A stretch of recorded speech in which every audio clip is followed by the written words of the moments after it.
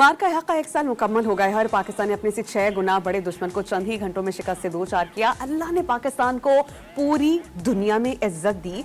इस पर हम बात करेंगे। हमारे साथ मौजूद हैं दिफाई तजियाकार मरियम फातिमा। मरियम, बहुत शुक्रिया, आपके वक्त था। आप हमें ये बताइएगा कि मार्का हक से कितना इम्पैक्ट आया पूरे खित्ते में, क्योंकि इससे कबल भारत अपने आप को खित्ते का चौधरी समझता था। उसकी चौधराहट अब कहाँ गई? जी, बहुत शुक्रिया, आपने मुझे भी चैनल में मदऊ किया बात करने के लिए। मैं समझ हक से जो कि उस वक्त इंटरनेशनल लॉ को वायलेट करके इंडिया ने पाकिस्तान को जो है अटैक किया 9 लोकेशंस पे, तो वो बेसिकली इंडिया का एक, जिसको हम रोल थ्योरी के मुताबिक कहते हैं, तो वो अपनी लीडरशिप इस्टेब्लिश करना चाह रहा था यहाँ पे पाकिस्तान को ओवर पावर करके और इन्फ्लुएंस करके। तो पाकिस्तान ने इसका जवाबी वार इतना शदीद किया कि कॉस्ट्स ऑफ वॉर जो होते हैं वो बहुत बढ़ गए इंडिया के लिए, प्लस उनके ऊपर इसका पॉलिटिकल और डिप्लोमेटिक फॉल आउट भी हो गया, और साथ ही साथ इंडिया को मिलिटरीली भी बहुत ज़्यादा नुकसान और ह्यूमिलिएशन बर्दाश्त करनी पड़ी, और इससे पूरे खित्ते के अंदर और पूरी दुनिया में कुछ डायनामिक्स चेंज हुए। इसको हम केस स्टडी के तौर पर जो है पूरी दुनिया के मिलिट्रीज में जो है वो पढ़ाया जाता है और हम पढ़ाते भी हैं। इसमें आप ये समझ लीजिए कि एक होती है पॉलिटिक्स ऑफ टेक्नोलॉजी, जिसमें अभी तक वेस्ट जो है डोमिनेट कर रहा था। तो वो जो पॉलिटिक्स थी और वो डोमिनेशन थी, पाकिस्तान ने J-10C को और JF-17 थंडर और PL-15 जैसे टेक्नोलॉजी को और इंटीग्रेशन के कॉन्सेप्ट को इंट्रोड्यूस करा के पूरी जो जंग का या कॉन्फ्लिक्ट थिएटर था उसको ना अपनी तरफ जो है उसने अपने फेवर में कर लिया। और वो मकसद सिर्फ जो है पाकिस्तान के लिए था कि पाकिस्तान कम वक्त में जो है डोमिनेट कर जाए एस्केलेशन लेवल को, जो कि पाकिस्तान ने अल्लाह के फजल से किया। और पहली ही रात में इंडिया के जो है जो राफेल जेट्स थे, जो कि वेस्टर्न टेक्नोलॉजी थी, वो सब जो है काफ़ी सारे जो है वो पाकिस्तान ने टारगेट कर दिए। और आप ये देखिए कि अगर मैं आपको इंटरनेशनल मीडिया का रिस्पॉन्स बताऊं, उस दिन जब मैं बहुत गौर से देख रही थी उसी दिन लास्ट ईयर, तो मैं ये आपको पॉइंट आउट करूं और आप लोग चेक भी कर सकते हैं कि the international community was not concerned about 2 nuclear powers going to war. They were more concerned about the use and the ways and means of the use of that technology. They were constantly questioning about that technology which was utilized by Pakistan and how it was utilized. तो वो आप देखेंगे एक इसमें पाकिस्तान ने माशाल्लाह एक बड़ी खूबसूरती से अपनी स्ट्रेटजी जो है वो तैयार की हुई थी। वैक्स का इस्तेमाल हुआ, पाकिस्तान ने अपनी जो मिसाइल रेंज थी उसके रिडार्स बहुत अच्छे तरीके से इस्तेमाल किया, उसको एनहांस किया। और इंडिया के पास क्रेडिबल इंफॉर्मेशन की कमी थी, और प्लस इंडिया जो था एक जल्दबाजी में था, बिकॉज उनके इलेक्शंस भी जब होते हैं और जो भी अब उनके इंटरनल पॉलिटिकल इश्यूज होते हैं तो उसमें वो रेटरिक जो है ना वो पाकिस्तान के खिलाफ इस्तेमाल करते हैं।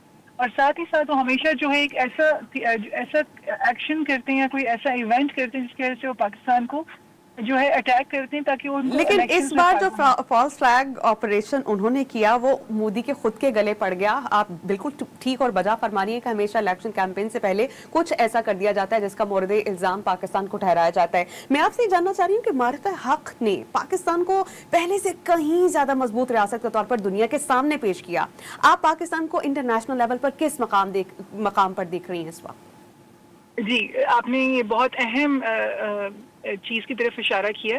मैं इसके लिए आपको एक इक्वेशन देती हूँ। पाकिस्तान ने पहले हार्ड पावर इस्तेमाल की इंडिया के खिलाफ और उसको जेरबार किया, और उसके बाद आप देख लीजिए कि उसके अगले महीने ईरान पर जब हमला हुआ तो पाकिस्तान ने बहुत रॉबस्ट और डायनामिक्स डिप्लोमेसी भी स्टार्ट कर दी, और साथ ही साथ पाकिस्तान के डिफेंस पैक्ट्स हुए इंडिया सऊदी अरेबिया के साथ और लीबिया के साथ, उनके जो है डिफेंस एक्सपोर्ट्स के $4 बिलियन तक के मुआहदे जो है वो साइन हुए।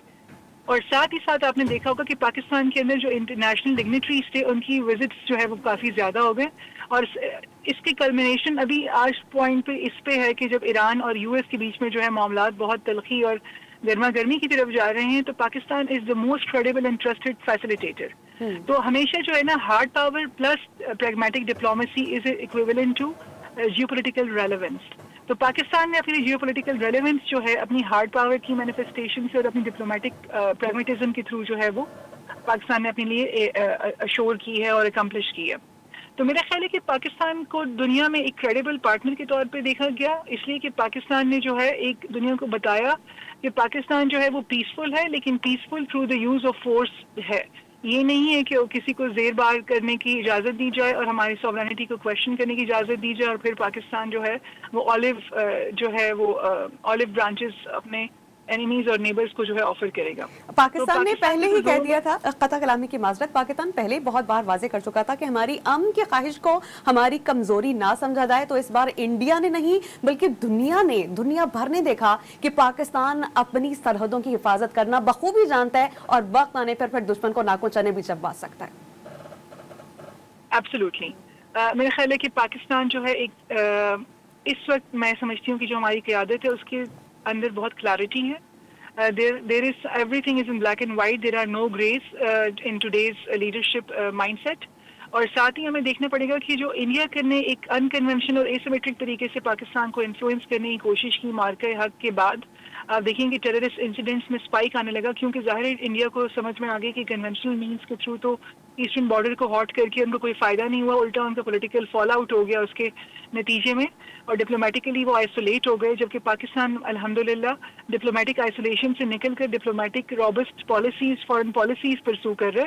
तो उन्होंने अफगानिस्तान की जो गवर्नमेंट है टीटीए उनके साथ अपने रवाबित मजबूत किए और पाकिस्तान को जो है वेस्टर्न बॉर्डर से भी उन्होंने टारगेट करने की कोशिश की। लेकिन पाकिस्तान की जो क़यादत है उसमें उन्होंने भी बहुत ज़्यादा क्लैरिटी के साथ जो है ऑपरेशन गज़ब लिल हक स्टार्ट किया। तो मेरा ये ख्याल है कि पाकिस्तान की जो हमारी लीडरशिप है वो जितनी क्लैरिटी ऑफ माइंड के साथ जो है वो डिप्लोमेटिकली, मिलिटरली वो इस सारे खित्ते में जो है अपना रोल प्ले कर रही है। इससे पहले इतनी क्लैरिटी नजर नहीं आई थी।